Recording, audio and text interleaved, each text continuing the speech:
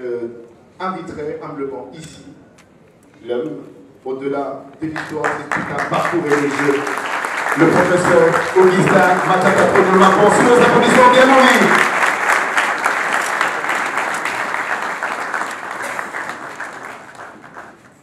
Monsieur le recteur de l'Université protestante au Congo, mesdames et messieurs les professeurs, chers amis étudiantes et étudiants, distingués invités, merci d'être venus à cette cérémonie de vernissage du livre de mémoire que nous avons produit dans le but essentiellement de contribuer à l'œuvre de la Fondation de l'Humanité.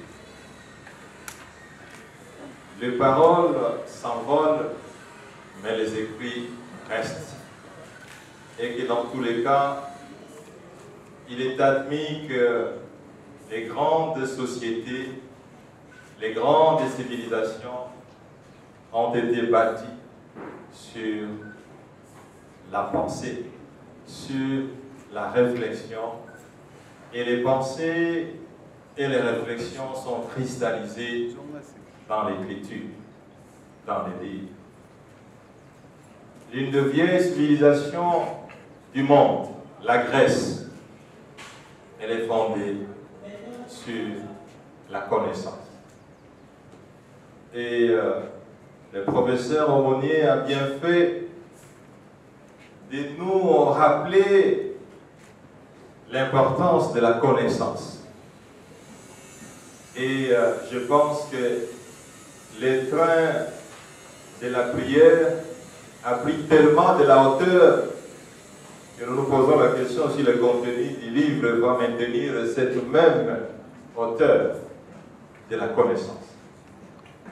Qu'à cela ne tienne, nous allons donc vous présenter ce livre en deux lectures. La première, qui est en fait une lecture historique, vous permettra de savoir d'où on est venu en termes d'identité sociale. C'est un livre de mémoire, comme cela a été présenté. Et vous serez à mesure de savoir d'où l'on est venu dans la petite enfance, jusqu'au moment où on a été élevé au rang de chef du gouvernement.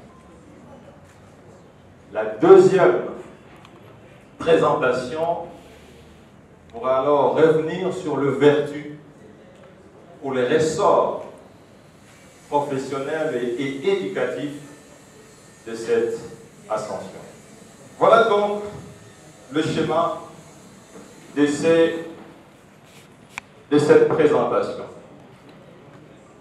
Je crois qu'on aurait dû commencer par le premier.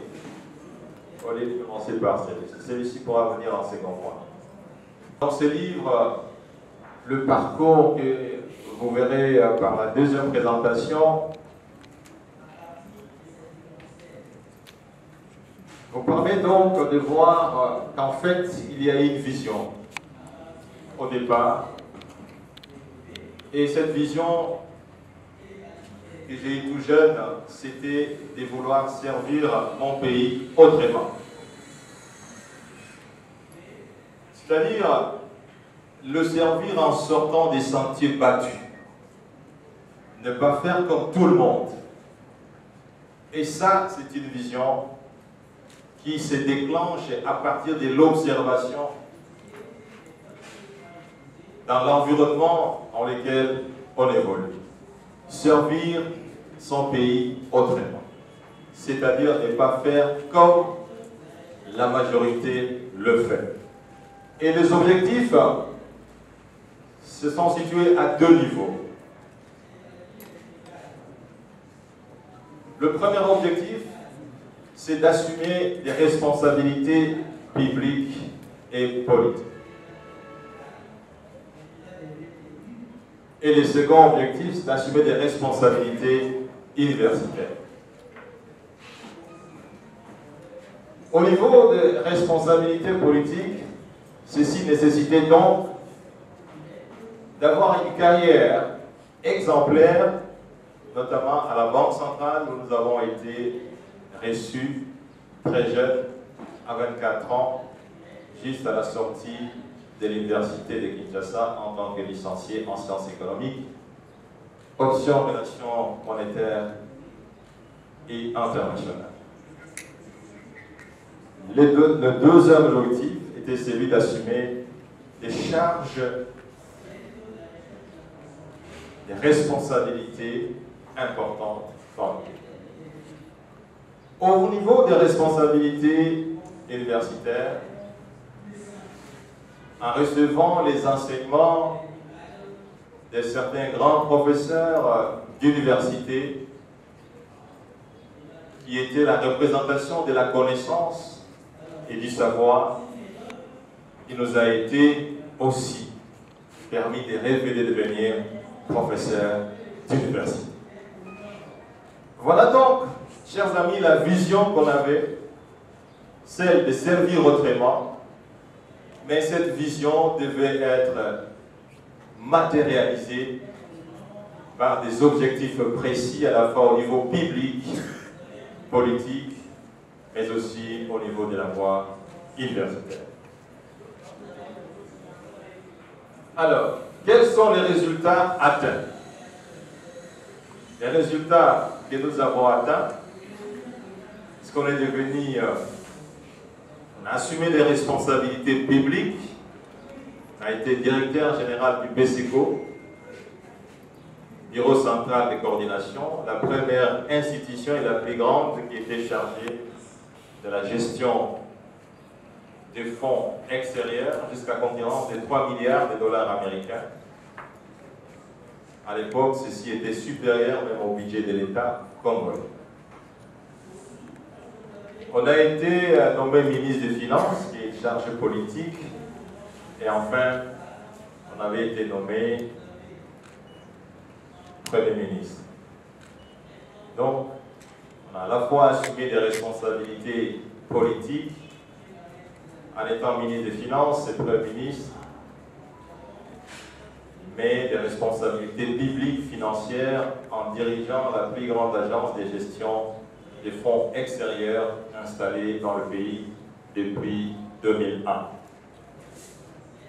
Évidemment, comme vous le savez, le recteur m'a présenté, je suis professeur d'université dans cette même université où j'ai défendu ma thèse de doctorat avec mention grande distinction.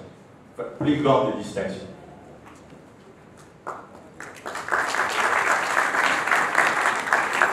Alors, quelles sont les difficultés que j'ai rencontrées?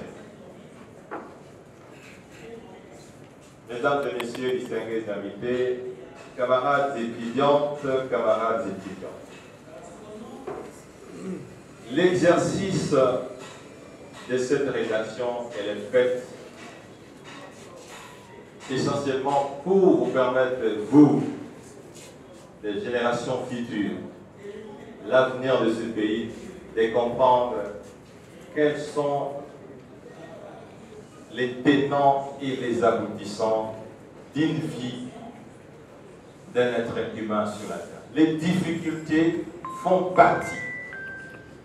Les difficultés font partie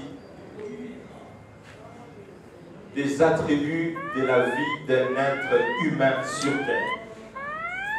Les difficultés constituent la forme et le fond de la vie d'un être humain. On s'est heurté, comme tout le monde, à l'insuffisance des moyens financiers. Beaucoup de Congolais disent être incapables d'entreprendre quoi que ce soit parce qu'étant en difficulté, n'ayant pas de ressources. Et nous aussi, on n'avait pas de ressources. Nous n'avions pas non plus d'appui politique.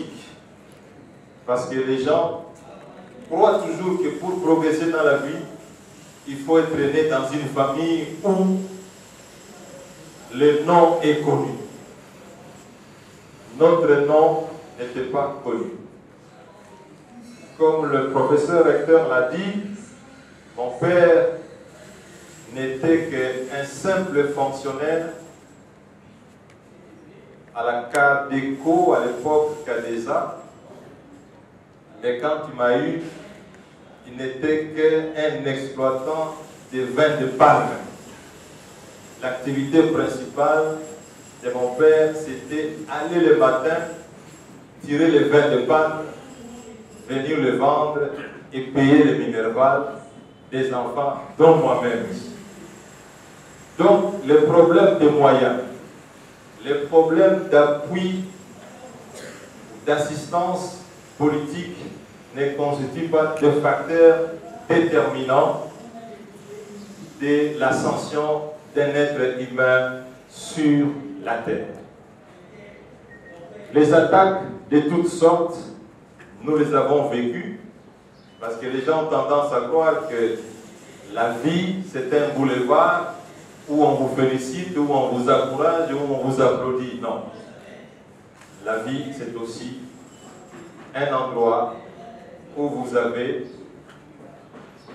des attaques de toute nature, des accusations, et comme vous le savez, depuis 2 ans et demi, j'ai fait l'objet d'un procès scandaleux, politique, où ceux qui vous traduisent en justice disent humblement que voilà, nous savons qu'il n'a pas volé, mais nous lui demandons de nous rejoindre, il ne veut pas nous rejoindre, mais alors nous avons l'outil de lui faire un procès.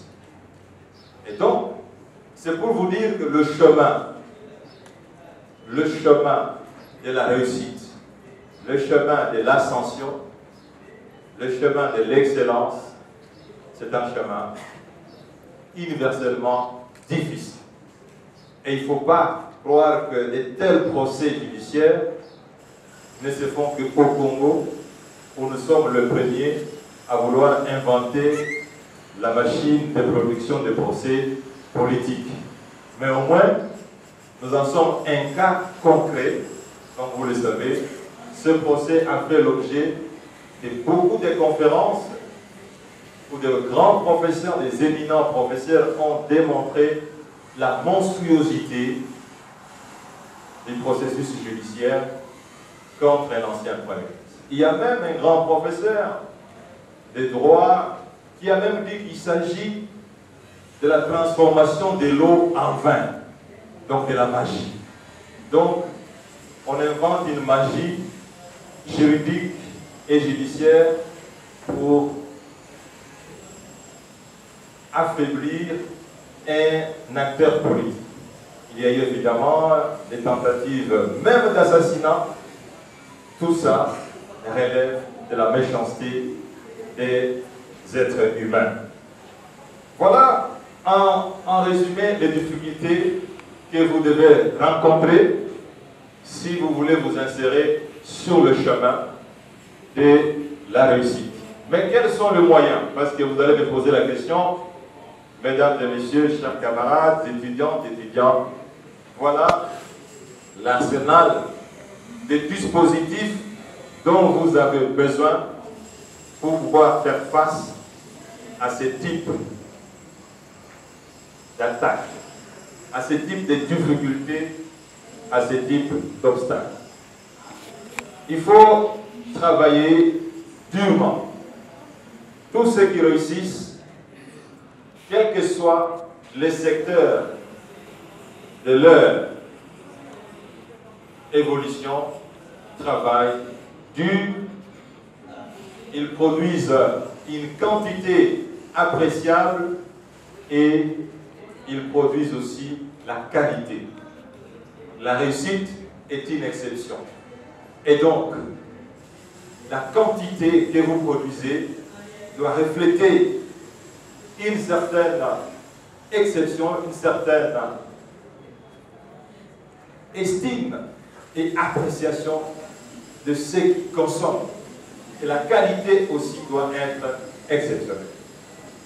Il faut du courage, parce que vous aurez toujours affaire aux obstacles, aux intimidations.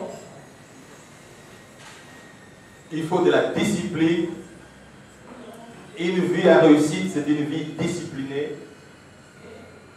Aucune personne n'a réussi dans l'indiscipline. Aucune personne n'a excellé sans le courage. Donc, il faut que vous puissiez avoir ce type d'armes qui constituent l'efficacité dans le chemin de la réussite.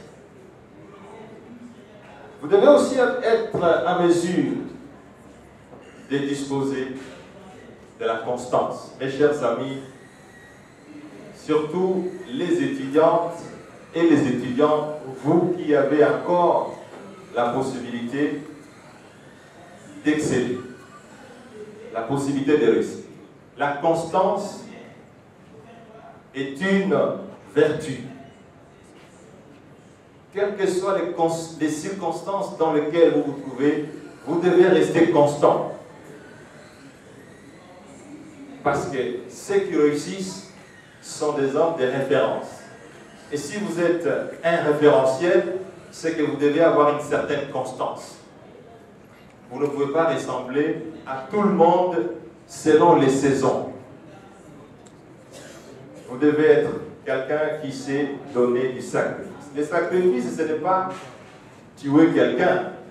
Le sacrifice, ce n'est pas égorger une poule ou une vache. Le sacrifice, c'est cette capacité à pouvoir se priver de quelque chose, et cette privation est considérée comme un investissement pour la réussite future, pour l'atteinte de certains objectifs. C'est ça le sacrifice. Savoir se passer d'un concert pour écrire, savoir se passer d'une fête pour réfléchir, méditer, savoir se passer d'un anniversaire pour pouvoir participer à une conférence. Voilà le sacrifice. Savoir se passer d'une robe de qualité, mais disposer de ses ressources pour acheter un livre, pour participer, payer le frais de participation à une conférence. Voilà le sacrifice. Ce n'est pas seulement tuer une chèvre ou tuer une poule blanche pour avoir du succès. L'honnêteté est aussi une valeur. La plus grande famille de ceux qui ont réussi dans tout domaine précis, c'est la famille où règne l'honnêteté. L'honnêteté constitue une des variables caractéristiques de la réussite dans tout le domaine. Ce n'est pas seulement dans les domaines bibliques. Certaines personnes vont se poser la question, mais nous ne sommes pas dans la religion pour être pasteurs. Non, dans tous les domaines de la vie sur terre. L'honnêteté constitue un élément important comme la persévérance. Je voudrais donc terminer par la lecture. Chers étudiantes et étudiants, l'un des secrets de la réussite, c'est la lecture. La moyenne de ceux qui réussissent, c'est 4 livres par mois. Mais ce n'est pas une obligation. Vous pouvez déjà lire un livre par mois, c'est suffisant. Pourquoi faut-il lire? Parce que toutes les vérités du monde, pour l'essentiel, se trouvent dans les livres. Tous les secrets de la réussite se trouvent dans les livres. Et aujourd'hui, il est plus facile de lire qu'il y a 30 ans. Nous, quand nous étions jeunes, il fallait trouver un livre. Mais ici, les livres sont dans les téléphones aujourd'hui. Les livres sont dans les téléphones. Un grand homme occidental disait, si vous voulez cacher de bonnes choses aux nègres, écrivez-les, mettez dans les livres publié avec pompe. Et à ce moment-là, vous allez voir que personne ne vous suivra parce que les Noirs ne lisent pas suffisamment. Camarades étudiants, j'ai écrit ces livres notamment pour vous dire aussi, pour vous communiquer les secrets de la réussite. L'un de mes secrets, c'est la lecture. Les livres, lisez. Parce que dans les livres, il y a le secret. Quelqu'un peut passer une année, 2 ans, 3 ans, 10 ans pour écrire un livre que vous pouvez dévorer en 1 semaine, en 2 semaines, en 1 mois, selon la vitesse de lecture. Donc voilà la première partie de la présentation de ce livre. On va passer à la deuxième, qui est peut-être plus facile, parce que vous avez déjà eu cette première présentation qui va vous permettre une lecture aisée de cette deuxième partie. Si vous ne la retrouvez pas, vous me dites, je peux la présenter facilement. Bien. En ce qui concerne la présentation par escalier, je suis né dans une famille extrêmement pauvre, dans la ville de Kindu,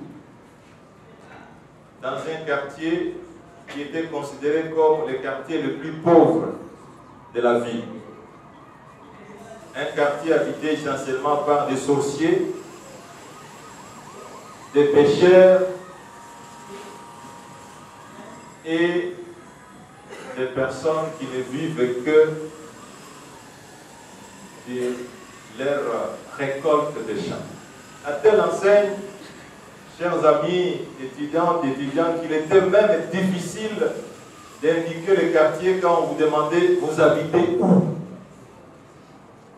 parce que vous pouviez faire l'objet de la honte et des critiques acerbes, dans la mesure où, comme c'était un quartier connu, réputé, quartier de féticheurs, de sorciers, certains collègues pourraient vous dire, vous êtes aussi sorcier, par association. Alors, quand on vous demandait, mais vous habitez où, dit non, vous citez un quartier qui est acceptable. Mais, dans ce quartier-là, où on a vécu dans une maison en paille, il n'y avait pas de ciment, il n'y avait pas d'eau. On dormait à même la natte sur le sol. On a eu parfois à voir les voisins pendant le sommeil un serpent, cherchant à avoir la chaleur corporelle. C'est pour vous dire l'état de pauvreté dans lequel on a vécu. Et les papas avaient donc comme activité, comme je l'ai dit, l'extraction du vin de palme. Et la mère, elle, avait comme activité principale la production de la boisson alcoolique. Parce qu'elle ne sait ni lire, ni écrire, postuler à un emploi quelque part. Ça marche? Voilà donc l'escalier qu'on a voulu vous présenter. La naissance, c'est en 1964. Voilà la maison dont je vous parlais tout à l'heure, que j'ai gardée jusqu'aujourd'hui. Si vous allez à Kindu, dans ce qui était considéré à l'époque comme le quartier le plus pauvre, avec des féticheurs, des sorciers, vous allez trouver cette maison. Alors là, vous me voyez, comme le recteur l'a dit, je n'apparaissais pas comme quelqu'un qui peut terminer l'université, n'est-ce pas? J'avais des yeux hagards, un peu nonchalants, ne sachant même pas se tenir droit. Et voilà ma mère et l'une de mes petites sœurs qui vient juste après moi, qui est décédée malheureusement. Ceci pour vous dire, chers amis, que tout est possible. Vous qui avez l'habitude de dire, non, vous savez, moi, je suis né à Ndjili, à Kingasani, à Kimbanzeke, mais au moins vous n'avez jamais passé votre nuit dans une maison en paille, n'est-ce pas? Donc tout est possible et il appartient à l'homme de s'accomplir, quelles que soient les conditions dans lesquelles il est né. Et d'ailleurs, ce sont ceux qui sont nés dans des conditions très difficiles qui atteignent souvent des sommets. Alors, après la naissance, j'ai étudié à l'école primaire, qui n'était pas dans les quartiers les plus pauvres. C'est là où, quand vous demandez, nous savions comment jongler avec les lieux. L'école primaire Saint-Gaston, c'est ça, à Kindu. Et l'école secondaire, nous l'avons fait plutôt à Bukavu, à l'Institut Bwindi, qui est une école protestante, où j'ai connu Dieu, parce que dans cette école, on avait les cours de religion, et j'ai dû lire plusieurs fois la Bible et le Nouveau Testament. Voilà, à l'école secondaire, avec mes amis de classe. Vous retrouvez l'uniforme bleu-blanc, n'est-ce pas? Voilà. Moi, je suis là encerclé. Bon, j'avais encore beaucoup de cheveux, hein. C'est-à-dire qu'on a vieilli, en fait. Alors, après l'école primaire et secondaire, je me suis retrouvé d'abord à l'université de Lubumbashi, où j'ai fait les graduats en sciences économiques, et puis après à l'université de Kinshasa, où j'ai fait la licence, et j'ai été proclamé licencié en économie monétaire. Ici, le professeur Tchounzambi, c'est l'un de mes mentors. Il y a aussi le professeur Kabouya Kalala qui est là, qui est aussi l'un de ses mentors. Celui-là, il est décédé. C'était un monétariste de renom. Et c'est parmi ces gens qui nous ont poussés à faire l'économie monétaire, parce qu'il était l'un des meilleurs économistes monétaires dont la dimension avait dépassé les frontières nationales. Et voilà, je suis resté son poulain jusqu'à la fin de sa vie. Voilà, à l'université de Kinshasa, l'un de mes amis les plus proches devant la faculté des sciences économiques, qui malheureusement est décédé aussi. Il s'appelait Fabrice Moudilo. Je crois que ça devait être l'avant-dernière année. Voilà l'éducation, mes chers amis, camarades étudiants. Si on écrit, c'est aussi pour ça. Mandela disait, l'éducation est l'arme fatale pour combattre la pauvreté. L'arme fatale pour combattre la pauvreté.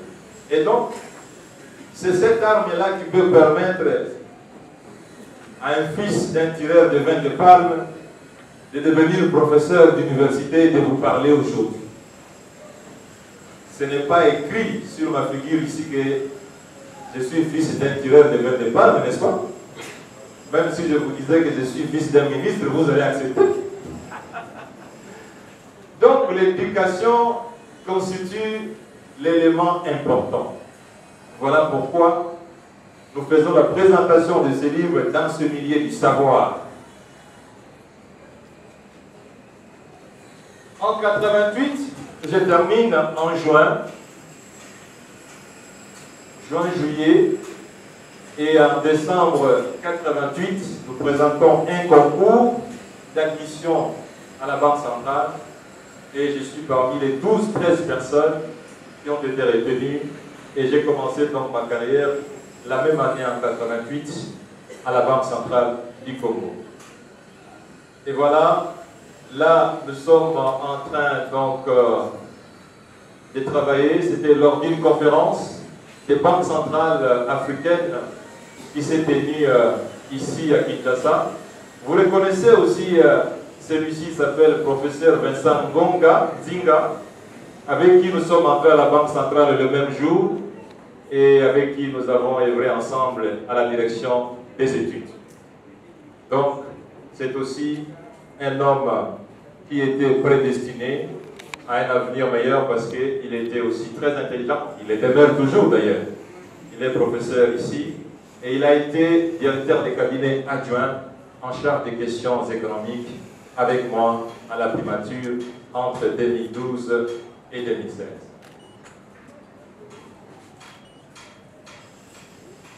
Ici, après près de 11 ans passés à la Banque centrale, je suis recruté comme conseiller macroéconomique au ministère des Finances.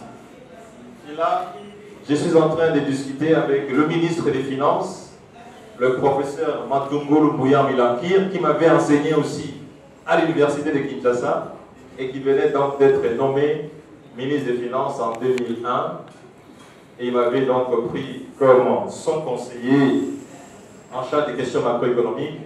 Et ici, c'était le conseiller du président, Faustin Luanga, pour ceux qui le connaissent, qui était conseiller à la présidence et qui est venu donc participer à la remise et reprise entre le ministre des Finances entrant et le ministre des Finances sortant. Et donc, j'ai exercé au ministère des Finances de 2001 à 2003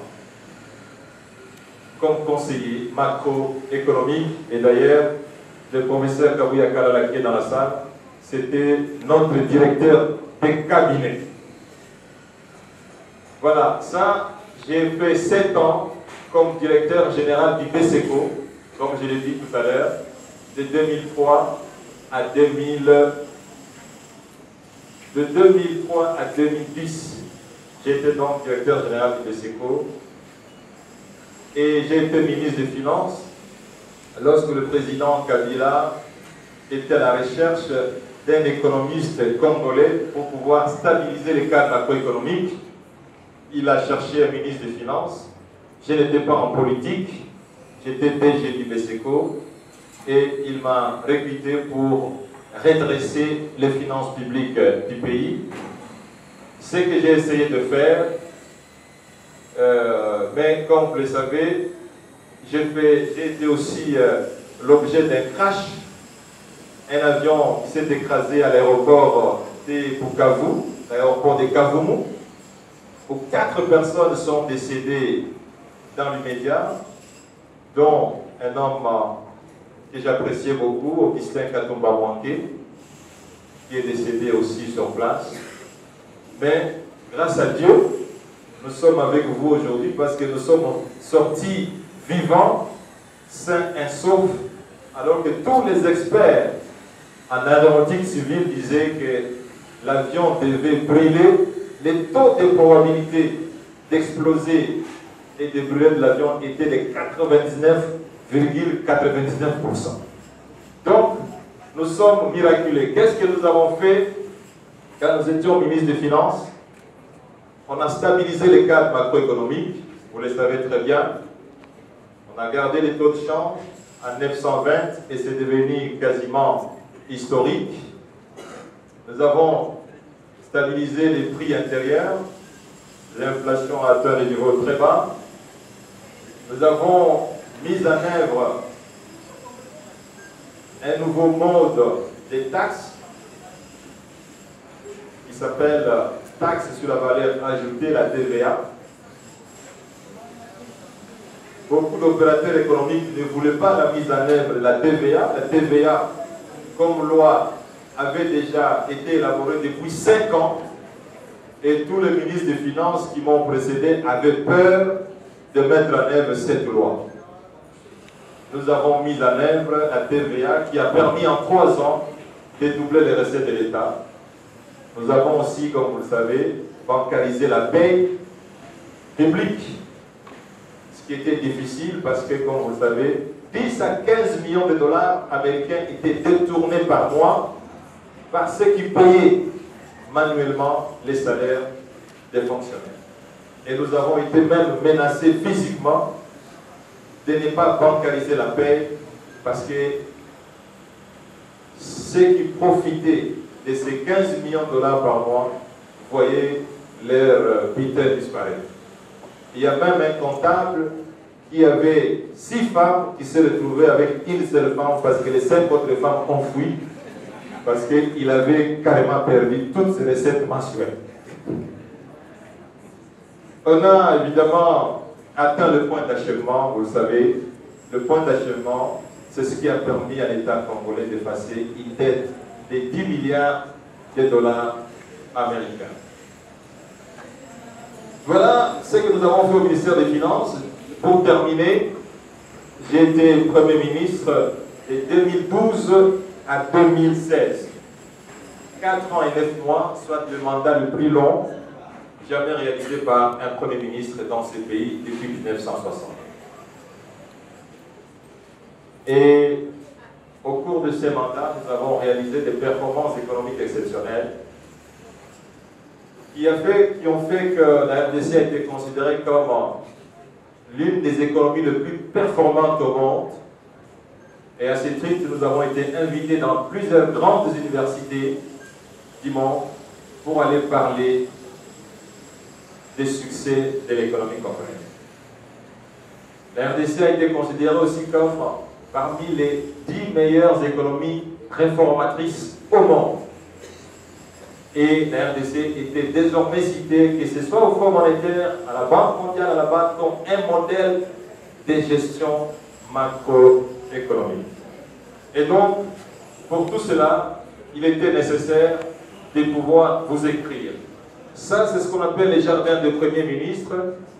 Avant notre arrivée, c'était une brousse avec des serpents de toute nature, mais on a aménagé et c'est devenu donc un jardin où les gens pouvaient même quitter l'Europe pour venir se promener dans ce jardin, qui était un vaste jardin. Et nous avons aussi mis en œuvre la statue du Premier ministre Lumumba. En fait, c'est le premier des premiers ministres.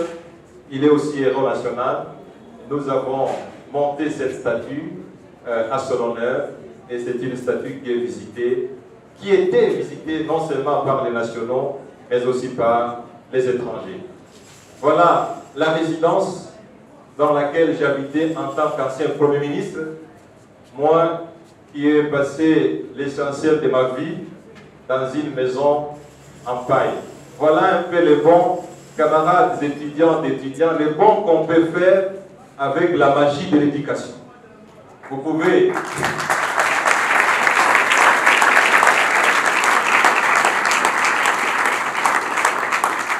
Rien n'est donc impossible. Ne vous faites pas souffrir, ne vous faites pas torturer inutilement parce que les papas vous a fait naître à Kingasani, à Kimbatseke. Oh non, les ancêtres nous ont maudits. Non, on n'a maudit personne. Moi, j'ai habité dans ces châteaux. Un vice-premier ministre belge que j'avais reçu dans ces châteaux a dit, mais ça dépasse la résidence du Premier ministre belge. Donc, c'est une fierté pour un enfant d'un quartier pauvre d'arriver à ce niveau-là. Voilà, camarades étudiantes, camarades étudiants, chers professeurs, distingués invités, monsieur le recteur, c'est qu'en réalité, le contenu de ce mémoire, de ce livre de mémoire, c'est pour montrer que tout est possible et que le meilleur ascenseur dans la vie, c'est l'éducation, c'est le travail. Il y a quand même une autre. La conclusion, c'est qu'il faut rêver. Vous devez rêver. Vous devez avoir une vision. Il ne faut pas dire « je serai cordonnier ». Non, il faut rêver grand. Et si vous rêvez, il faut savoir planifier votre vie. Sinon, vous devez fixer des objectifs. Objectifs à court terme, les objectifs à long terme, comme les objectifs à moyen terme. Mes chers amis, la vie est trop courte pour la dépenser dans la musique, dans la boisson, dans la danse, dans les commérages, dans des discussions inutiles. Investissez votre vie dans l'essentiel. Chacun d'entre nous est donc capable de réaliser son rêve. Il n'y a pas de limitation par la tribu, la limitation par la province, la limitation par, je ne sais pas, la présence des sorciers dans le quartier ou des sorciers dans la maison. Non, chacun est capable de devenir ce qu'il veut être. Mais il faut travailler dur, offrir la quantité, mais surtout la qualité. Mais il faut savoir, comme je l'ai dit, le chemin de la réussite, c'est un chemin difficile, qui est jonché de beaucoup d'obstacles. Dès que vous avez décidé de réussir, sachez que vous avez signé le même jour l'ordonnance d'un bataillon d'ennemis, d'un bataillon de ceux qui vous critiquent, d'un bataillon de ceux qui vous détestent. Mais il faut vous faire venir de vertus et de valeurs, parce que l'homme est donc capable de s'accomplir. Et ça vous permettra d'exister et non pas de vivre. La différence entre exister et vivre se résume en ça. Une personne qui vit, c'est-à-dire qui prend du plaisir à satisfaire son corps, à satisfaire son environnement, cette personne-là vit. Et au terme de sa vie, quand on l'enterre, la personne disparaît.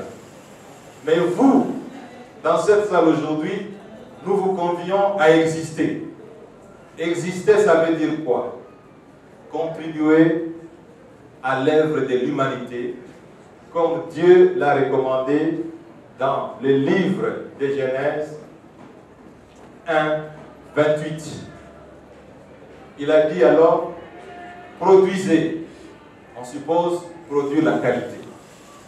Multiplier la production au profit de plusieurs et distribuer. Donc, camarades étudiantes, camarades étudiants, chers amis, distingués invités, monsieur le professeur recteur, pour terminer, j'invite l'assistance à exister et non pas à vivre. Je vous remercie. Avec fierté, une vie, une ambition. Et bien, vous avez vu la magie de l'éducation, tous les éventails en chapeau. Augustin Matatapono, le nom restera jamais galop Martin, les annales. Par rapport à l'effort qu'on fournit pour écrire. Un auteur, lorsqu'il écrit, lorsqu'il prend son temps pour écrire, il ne le fait pas pour lui, il le fait pour l'humanité. Et donc acheter un livre et le lire, c'est aussi respecter l'auteur. Je veux dire même que c'est un sacerdoce. J'ai eu le bonheur aussi d'écrire quelques briques, et je voudrais ici pouvoir les remettre très officiellement aussi à son Excellence. J'en ai écrit 7, je vous ai amené 2 et demi. Et donc c'est encore un moyen pour moi aujourd'hui de dire à la jeunesse l'effort que vous pouvez faire pour transformer le pays. Alors sans savoir comment accepterions-nous un candidat pour transformer le Congo, est-ce que si ce n'est pas dans ces livres, dans les livres à venir, quelle méthode il faut appliquer pour que ça soit inscrit aux jours à venir? Le jeune pouvait coucher ça comme une loi, de manière à ce que ça soit cristallisé sans savoir, sans transformation du pays. Merci. Professeur, je voudrais savoir, parce qu'en 2016, vous dites à Jeune Afrique qu'en tant que Premier ministre, vous avez navigué dans des eaux infestées de crocodiles. Un jeune technocrate qui débarque en politique sans carnet d'adresse, sans grande expérience. Je voudrais savoir comment vous avez fait pour imposer le respect. Aussi, en son temps, beaucoup disaient, vous avez fermé les canaux partout, mais vous avez ouvert les robinets pour combien? Merci. Pour les gens qui n'ont pas peut-être laissé la chance d'entrer à l'université, est-ce qu'ils peuvent aussi avoir une chance de suivre votre carrière? Merci. Merci pour ce lot de questions qui témoignent de l'intérêt particulier que vous avez accordé à cet exposé. Et je pense qu'en lisant le livre, vous allez certainement trouver mieux que ce que moi je vais vous dire aujourd'hui. Parce que ce livre, effectivement, répond presque à toutes les questions que vous avez posées. Et ça le met dans une densité historique qui peut vous permettre d'avoir plus que ce que vous avez cherché. La première question, on voulait savoir si Mapon était le diminutif de Matata Pognon. Vous avez vous-même trouvé la réponse. Mapon veut dire Matata Pognon. Pourquoi? Tout simplement parce que j'ai refusé le nom d'Augustin, qui ne se trouve pas dans ma culture. La culture est donc africaine.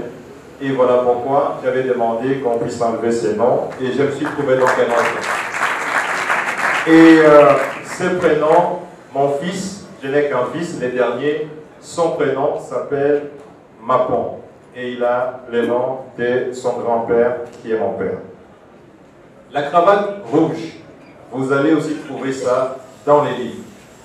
En effet, quand je suis nommé ministre des Finances en février 2010, le ministre des Finances qui m'avait précédé était dénommé Monsieur 30%, Monsieur 40%. C'est-à-dire, la corruption avait tellement élu domicile dans le ministère des Finances que tout paiement qui devait être fait au travers de bénéficiaires nécessitait le paiement d'un pourboire équivalent jusqu'à 40%. Ce qui a d'ailleurs fait surface aujourd'hui, vous le savez, pour avoir un paiement au ministère des Finances, il faut payer des commissions. Moi-même ici, j'ai un paiement de 2 millions de dollars qui devait être fait au cabinet Congo Challenge pour des travaux d'études réalisés au profit du gouvernement congolais. Le paiement a été fait par la BAD et le ministre des Finances a refusé de payer. Et dans la chaîne de la dépense, on a demandé que M. Matata puisse payer un pourcentage, ce qu'il a refusé, et donc le paiement n'est pas fait jusqu'aujourd'hui. La cravate rouge, c'était justement pour me rappeler, pendant tout mon mandat, en tant que ministre des Finances, que je n'avais pas droit de tomber dans les commissions. Et je peux vous dire, j'ai été ministre des Finances pendant 2 ans et 2 mois. J'ai été Premier ministre pendant presque 5 ans. Je n'ai jamais demandé $1 à un opérateur économique. Jamais et jamais. Voilà pourquoi j'avais écrit une lettre à l'inspection générale des finances pour enquêter sur toute ma gestion de 7 ans au BCECO, 2 ans et 2 mois au ministère des Finances et 5 mois, 4 ans et 9 mois à la primature. Et jusqu'aujourd'hui, on a trouvé qu'un dossier fallacieux de Bukangalozo qui est vide, et comme vous le savez, ça fait 2 ans et demi qu'il cherche. On parle plutôt de la responsabilité intellectuelle. Donc il ne s'agit pas d'un détournement de fonds. Merci beaucoup pour l'intervenant qui a insisté sur l'importance de l'écriture. Les grandes civilisations sont fondées sur l'écriture. L'écriture et la lecture. Lisez, chers camarades étudiants, lisez, lisez et lisez toujours. Mais si vous pouvez aussi écrire, écrivez. Et nous le faisons, nous. Ça, c'est le premier tome. Le deuxième tome, après la primature, donc à partir de 2017, est déjà suffisamment avancé. Mais celui-là, je crois, vous allez le lire avec palpitation parce que lorsque vous voyez vous allez lire qu'un ancien Premier ministre qui n'a détourné aucun dollar, il a été poursuivi par ceux qui dénonçaient les détournements et qui détournent massivement. Je crois que si vous n'avez pas la santé avec vous, vous pouvez piquer un AVC. Louis France, qui pose la question des aspects politiques en rapport avec ma candidature, je préfère discuter avec vous ça après la sortie donc de cette salle, parce qu'ici nous sommes dans des milieux scientifiques, nous ne sommes pas censés aborder des questions, sinon ceux qui vous détestent peuvent croire que vous faites la pré-campagne. Mon entrée en politique, madame, est-ce que j'étais content ou j'étais mécontent? Laissez-moi vous dire, et ça fait jonction avec la question de Jean-Pierre Kayembe qui s'est référé à mon interview. Quand j'ai terminé mon mandat de Premier ministre, madame, j'ai fait une interview à Jeune Afrique qui a fait fâcher beaucoup de gens de mon propre parti politique, le PPRD. Parce que j'avais dit, en substance, j'ai navigué dans les eaux infestées des crocodiles. Alors, un cadre important du PPRD dira, mais si lui, il était crocodile, si nous sommes des crocodiles, donc lui, il était alligator, pour que nous ne puissions pas l'avaler. En fait, ce qui est important, c'est qu'il a reconnu qu'ils étaient des crocodiles. Madame, ceci répond à votre question. Et ceci répond aussi aux exigences et à l'esprit de ces livres. C'est que le chemin de la vie, le chemin de la réussite, que ce soit dans le domaine politique, dans le domaine économique, dans le domaine de la théologie, parce que vous pouvez croire que c'est là où il n'y a pas de Cuba, ça existe. Le chemin de la réussite d'un chemin. Vous pouvez vous imaginer, madame, autant on peut détester la politique, mais autant il faut comprendre que la politique, c'est la science de la gestion des intérêts des autres par une minorité. Si cette minorité n'a pas la compétence, n'a pas la qualité, n'a pas les vertus nécessaires, ceux qui sont dirigés et qui n'aiment pas la politique vont en subir. Donc à un certain moment, nous étions donc d'être contents, pour répondre à votre question, d'être en politique parce que nous pensions servir l'intérêt général. Parce que la vie, au fond, n'a de sens que si on la vit, non pas pour soi-même, mais on la vit pour l'humanité. Et le travail de qualité que nous avons fait, vous vous rappelez, après notre départ à la primature, nous a permis de conseiller 3 présidents de la République qui ont demandé à ce que je puisse être à leur côté afin de leur donner les tenants et les aboutissants des secrets de la réussite de la RDC qui était cité à ce moment-là comme modèle de gestion macroéconomique. Jean-Pierre Kayembe,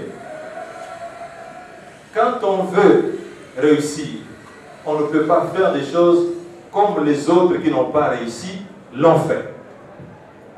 Quand j'ai porté la cravate rouge, symbole de la rigueur dans la gestion, symbole de la bonne gouvernance, je devais fermer les robinets. Et je les ai fermés avec beaucoup de plaisir. Mais ça fait très mal aux autres qui ont cherché à nous attaquer.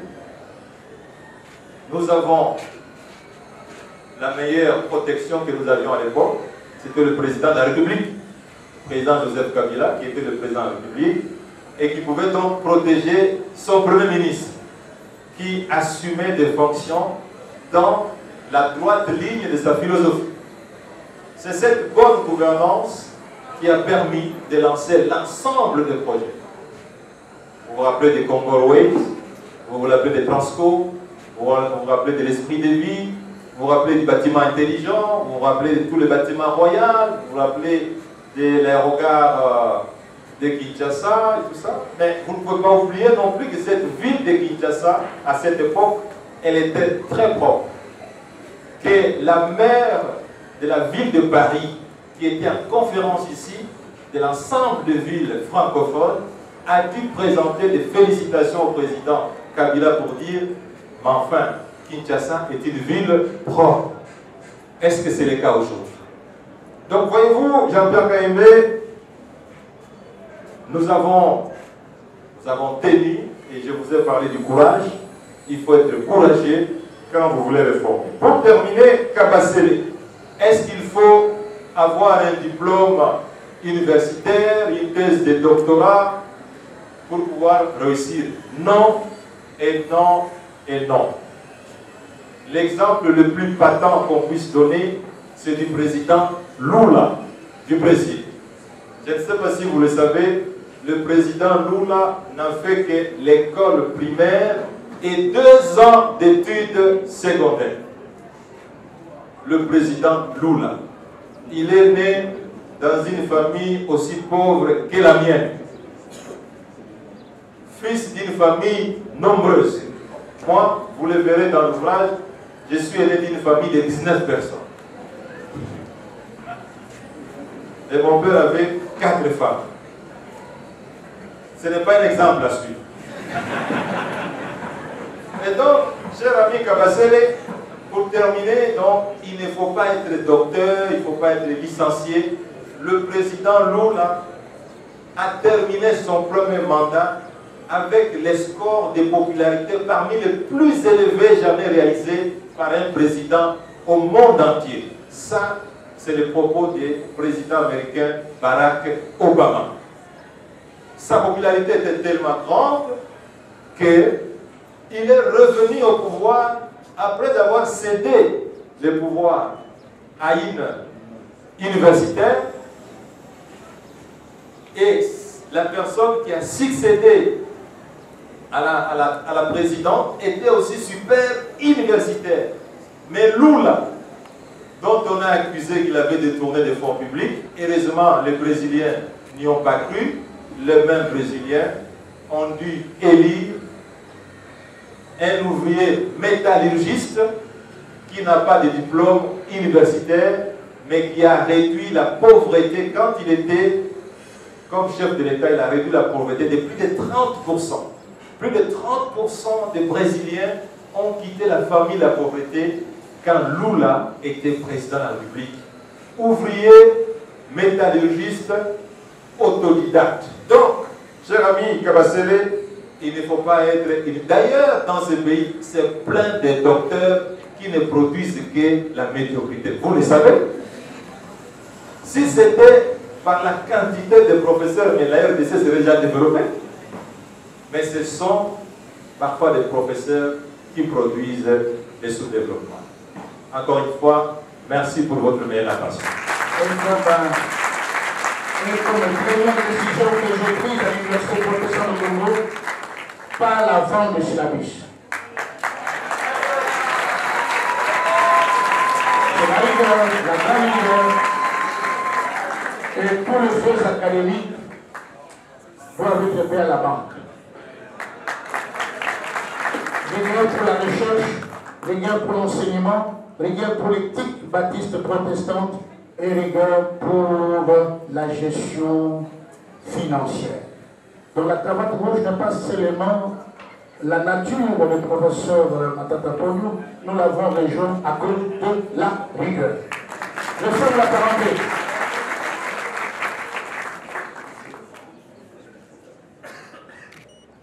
Toi,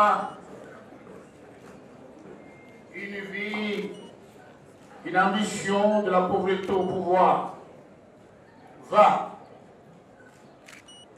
dans toute la République démocratique du Congo et dans le monde entier. Que ton contenu ne soit pas caché mais lu. Que les Congolaises et Congolais qui te liront déclarent et disent qu'il est possible de passer de la pauvreté à la richesse. Que ceux qui te liront, hommes et femmes, puissent changer leur manière de voir les choses, dont les ambitions, les grandes ambitions aux Congolais et Congolais et aux hommes et aux femmes qui te liront à travers le monde, pour qu'il déclare désormais que Dieu aime les pauvres, mais Dieu est contre la pauvreté. Et qu'il est possible de passer en RDC de richesses, plutôt de richesses naturelles aux richesses économiques. En te lisant, je déclare que ceux qui croient que tout est fini pourront dire que tout est possible. Et on peut habiter de la maison en paille, quitter cette maison en paille, aller vers un château. Vas-y, au nom de Jésus, Amen. Merci beaucoup. Et bien, à ce moment, on a vécu une